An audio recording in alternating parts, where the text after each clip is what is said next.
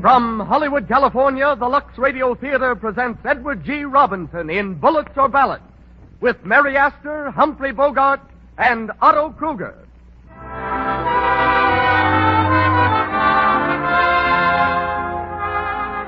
Lux presents Hollywood. Bullets or Ballots? This is the question answered in tonight's play. The vivid drama of a battle against racketeers. Screened by Warner Brothers, you'll hear it starring Edward G. Robinson, Mary Astor, Humphrey Bogart, and Otto Kruger, while our special guest is Frank B. Gumpert, nationally known criminologist. Louis Silvers conducts our music. Now, just a word before hearing from our producer. Your complexion and the care you give it is mighty important to you, isn't it? Then, of course, you don't want to take chances with inferior soaps. You want to be sure the soap you use is non-irritating, really mild. It's nice to know that every ingredient that goes into Gentle Lux toilet soap is tested for extra fine quality, for purity. Now you know why 9 out of 10 screen stars use Lux toilet soap for their $1 million complexions. They can depend on its gentleness and mildness. You can, too. And that's so important to your good looks, to your happiness. So I hope you're making Lux toilet soap your regular complexion care. If you haven't a generous supply on hand, put it on your shopping list now. And now, the producer of the Lux Radio Theater. Ladies and gentlemen, Mr. Cecil B. DeMille.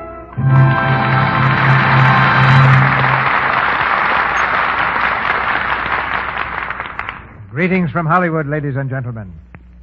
Racketeering is a comparatively new word in the American language, but an old bugbear in American history. Following the Revolution, American vessels in the Mediterranean were plundered and their crews thrown into slavery so frequently that the United States, to continue commerce in those waters, signed a treaty with the pirates' ruler, the Sultan of Algiers. Uncle Sam paid $800,000 for the ransom of imprisoned sailors, and for years paid an additional $23,000 annually as a guarantee for future safety, until our Navy, under Stephen Decatur, forever ended this racket of the Barbary pirates. Today's racketeers, dealing in millions of dollars, would scorn the modest sums involved in historical racketeering, and only by militant public resistance, such as that shown in tonight's play, Bullets or Ballots, can America purge herself of these internal parasites. In his screen characterizations, Edward G. Robinson has often lived outside the law, but tonight he walks a straight and narrow path as he pins a badge inside his coat and becomes, as he did in the picture, Detective Johnny Blake. An established air personality because of his own program, Big Town, this fast-talking, fist-swinging favorite is from Warner Brothers Studio and will soon appear in Confessions of a Nazi Spy. In Bullets or Ballots, you saw another brilliant performance by one of the screen's best bad men, Humphrey Bogart, who likes playing villains, and tonight resumes the part of Bugs Brenner. In our glamour division, there's Mary Astor, who brings her loveliness and talent to the role of Lee Morgan. Otto Kruger displays his genius for the sinister and changes only his first name in playing Al Kruger. We raise the curtain now, and the Lux Radio Theater presents Edward G. Robinson in Bullets or Ballots with Mary Astor, Humphrey Bogart, and Otto Kruger.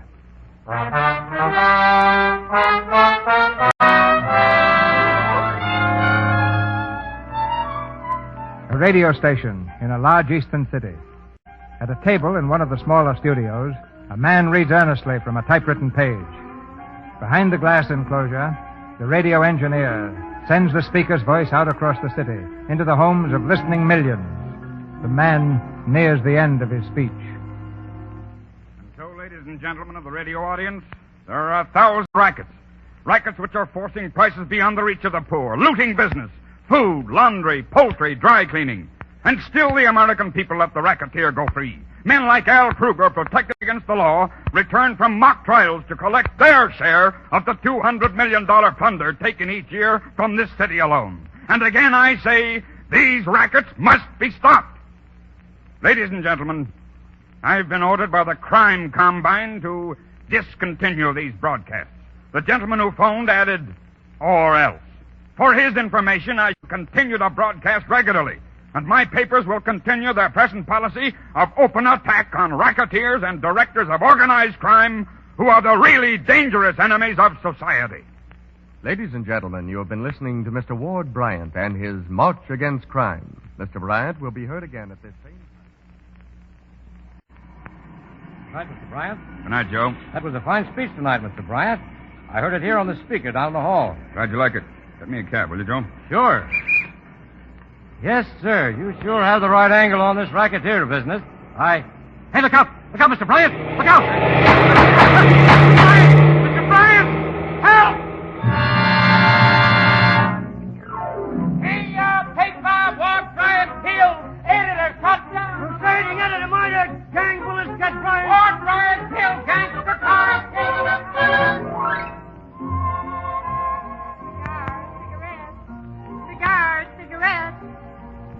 Cigarette. Who is it? It's me, Miss Lee. Hyman. Can I come in? Come on. Good evening, Miss Lee. How are you, Herman? They said you was in your office. So why are you surprised? How are the collections today, Herman? Oh, just fine, Miss Lee. You really got something in this numbers game. It's going to catch on up here in the Bronx even better than in Harlem. Here's one day's collections. Did you have to bring it all in nickels, Herman? No, ma'am. There's 2 other bags, too. Green money. Mm-hmm. That's very nice. Yes, ma'am. You know, if it keeps coming in like this, you can sell this cabaret and move right into Park Avenue. Thanks. We'll stick to the cabaret in the Bronx. Bye, Herman. See you tomorrow. Oh, say, there was something else I wanted to tell you. Never mind. It'll come. I remember. Yeah, I saw Mr. Blake when I come in. Blake? Yeah, that detective fella. Where was he? In the bar. The bar? Is he drinking? Yeah. What's happened downtown? Any extras out? Oh, yeah. Yeah, that publisher was murdered. The one named... That explains it. Oh, the name was... Never mind, Herman. Sit down and rest. I got it. Bryant. Thanks. Hello, Johnny. Oh, hello, Lee. Sit down a while. Don't mind if I do. Guess it's all right for the boss to chin with a guy she hasn't seen in months. How have you been, Johnny? Okay. Why'd you let me know you were here? Well, I was busy reading this about Bryant. Yeah, that was real brave killing, wasn't it? Did you know him? Yeah, a little. Swell fellow. He had a swell wife and kid. Gonna be plenty tough on him. Wife and kid, huh? Yeah. You're a funny person, Johnny. When you come out of your shell, you're really human. Well, I don't like to see decent people pushed around. When something big breaks down there in your old stamping ground, it gets under your skin, doesn't it? What makes you think so? It's the only time I ever see you take a drink. Oh, no, this is just a celebration. I found out who stole Mrs. Blousemeyer's laundry. That must have been something. It was. You aren't on the level. Oh, sure. I've been transferred up here now, regular. Well, that's a fine finish for a great police career, isn't it? Trying to find stolen laundry in the Bronx. Oh, well, it's better than being pensioned off at the fire horses. I'm not kidding myself. I'm no use to them downtown anymore. Oh, but with things like this Bryant killing going on, it looks like they need you plenty. They ought to have your whole flying squad back in action. No, they don't believe in kicking the rats in line anymore. Nowadays, you're supposed to kiss them and tuck them in. Your friend McLaren doesn't think so. Oh, McLaren's only a captain. He takes orders, too. So you just go on staying loyal to McLaren and the police department, huh? That's about it. And looking for laundry. Sure. And someday Mac will be back up on top. Then you won't have to worry about me anymore. Johnny, who killed Bryant? Al Kruger? You're sure of it? It wasn't Al himself. It was one of his stooges. Bugs Brenner, maybe. How do you know? Well, Kruger had the most to lose by cleanup. He controls every racket in town. Yeah, not the numbers. The numbers? Say, that's small time. If it ever gets big enough, he'll grab it, just like he's grabbed everything else. Yeah. He's got an organization, that guy. Crime Incorporated. Protected right down the line. We can't lay a finger on him until we find out who's behind him. The higher-ups, you know, who see to it that he gets away with anything he wants, including murder. I wish they'd let you take a crack at this job. Why? Feeling sorry for me? Maybe. Or maybe it's just because I hate to see a swell guy eating his heart out. No, forget it. Well, see you around. When, Johnny? It's a long time between your visits, you know. Oh, I'll make it soon. Swell. Hey, I thought you didn't let Muggs into this place. I don't when I know him. Well, look who's coming in. Who is he? Crail. I sent him up to Sing Sing a couple of years ago. Well. If it ain't Detective Blake. So the parole board turned you loose on the public again, eh? Yeah, no thanks to you. Well, I hear they cut the big shot detective down to size. Gee, it must be tough not to be able to kick the boys around anymore and make them tip their hats to you. Yeah, but they still do. To a Bronx flatfoot? Yeah. And as long as I'm part of the force, they'll keep on tipping their hats. Remember it next time. All right, everybody, it's all over. Muggsy, throw that guy out. Music, Harry.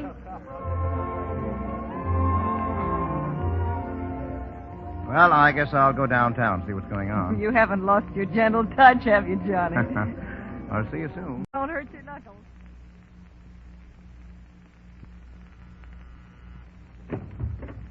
What do you want? I want to see Al Kruger. Yeah? Blake's the name. Detective Blake. Oh. Wait a minute. Hey, Al. Well, Guy named Blake. The dick. Johnny Blake? Oh, come in, Johnny. All right, Vinci, get out. Hello, Al. How are you, Johnny? Sit down. Yeah, well, big night for you, huh? Working overtime. Yeah, that happens a lot. Well, your rackets must be doing all right. Yeah, about 5,000 last week. Yeah, 500,000, you mean? Maybe. I can't count that high. Cigar? Thanks. I thought you were homesteading in the Bronx. What are you doing down this neck of the woods? Oh, just poking around the old hangouts. What do you think of Bryant's death? Yeah, I was just reading about it. Too bad. He was a fine fellow. Now, they'll probably blame it on you, Al. You're telling me. A couple of the boys are up here from headquarters a half hour ago. They were very nice about it, though. Yeah, that's the trouble. They have to be. You'd have taken me around the corner and rolled up a newspaper. Yeah, I guess I would. But I didn't get much out of you the last time I gave you a going over. You came close I to wish it. I'd known it at the time. You'd have got some more. I wanted to get you on that rap. Yeah, good old days. Yeah. You've traveled a long ways since then. Well, you'd have gone a long way, too, if you'd thrown in with me the first time I asked you. Maybe I would. You'd have been a great help to this business, Johnny. You know more about the inside of this town than any bird that ever lived in it. If I'd gone in with you, Al, I'd have done it to nail you. No, you wouldn't. You never double-crossed anyone in your life. Even a crook if he told you something in confidence. You rode the pants off of all of us, but you always let us know where you stood. Yes, you've always known what I thought of you. Yeah, you're the only fellow that I'd take it from. Well, I still want you to throw in with me, Johnny. Well, I'll stick with the department. After all the kicking around they've given you? Mm-hmm. You're a chump. All you'll get out of it is a petty larceny pension. I could do more for you in a year than you learn in a lifetime on the force. Well, maybe I'd like to make my money the hard way. Yeah. I'll probably still be asking you 10 years from now. If you live that long. Hey, Al, you see the papers about... Hey, what's he doing here? Well, if it isn't Bugs Brenner. How's for getting out of here, Blake? Hold your horses, Bugs. I asked Johnny. Oh, never mind, Al. Bugs hasn't been able to forget the week he spent in the hospital after he took that swing at me. I don't think much of him either. Well, see you around. Oh, I've got to compliment you, Bugs. Nice, clean job you did on Bryant. What are you talking about? Nothing yet. Good night, Al. Hey, what's he talking about? As if you didn't know, you 10-cent thug. I told you to leave Bryant alone. I didn't know nothing about him. What's the matter with him? Is he dead? Yes, he's dead, and you did it. I pull you off a truck, and you pay me back by taking a chance on ruining $1 million gold mine. Someday you'll get wise to the fact that the strong-arm stuff went out with Prohibition. You're not running liquor anymore. You're in big business. Sit down. Hello? Plaza 95472. That's right. We've just seen the extra, Mr. Kruger. Please come to see us at once. Tonight. Yes, sir. Right away. That ought to satisfy you. Who was it? The big fellas? The first time they've called in 6 months. When they call at this time of night, it means they're going to rake me over plenty. They're liable to pull the props out from under me for this Bryant mess. And if they do, it'll be the last thing that'll happen to me. Hey, Al. Who are these fellas? Who are they, Al? If you knew, you wouldn't sleep much tonight. Now, beat it.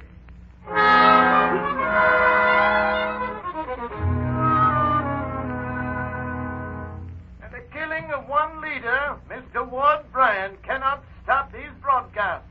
The march against crime will continue, faithful to the memory of one who died in the service of the people. Miss Lee. Shut up, The Herman. I first want to hear step had this. already been taken. A new police commissioner was recommended by the grand jury last week. A man with a splendid record and fine reputation for honesty and integrity.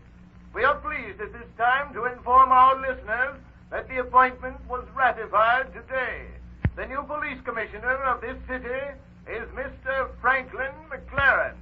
Mr. McLaren... Herman, Yes, ma'am. get Mr. Blake on the phone. Circle 0461. Yes, ma'am. C.I.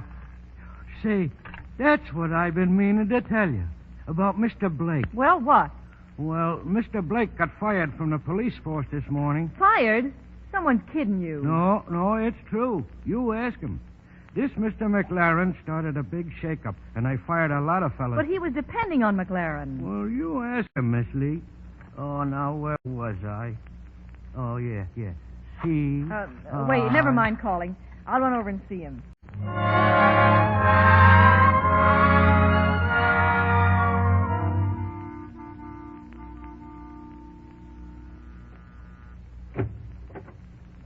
Oh, Hello, Johnny. well. How are you, Lee? I never thought you'd get over this way. Well, shall we just stand here and swing on the door? No. Come on in.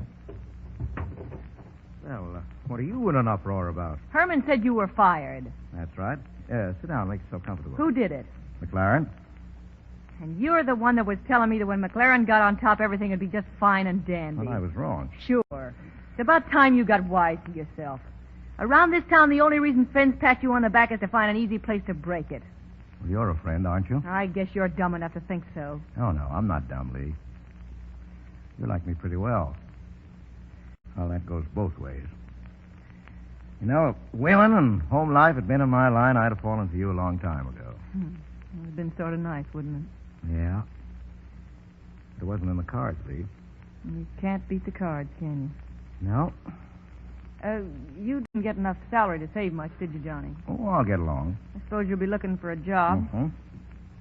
I thought you might like to come in with me and help me run the numbers game. What? You got all the help you need. Oh, I won't have. It's getting bigger all the time. Some weeks it brings in 10 to 12,000. Boy, 12,000? From that penny ante game? Mm-hmm. Well, the last time you told me about it, you were only getting a few hundred. I know, but they're crazy about it in Harlem, and now it's going over in the Bronx. Oh, please come in and help me run it, Johnny. You could do a swell job of building it up. You'd make a lot of money for both of us. Yeah, you're pretty regularly. You'll do it? No, not a chance.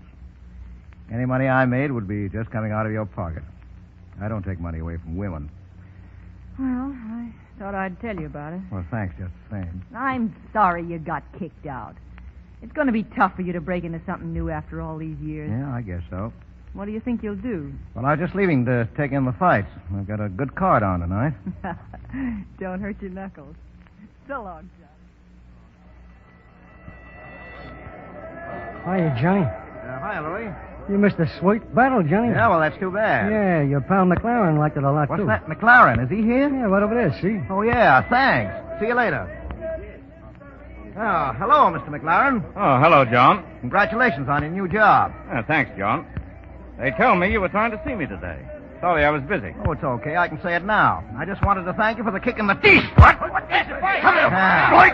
I've got your hands off me. You can't sock the commissioner and expect to get away with it. Now let go of me. Will you prefer charges, Commissioner? No, just throw him out in the street.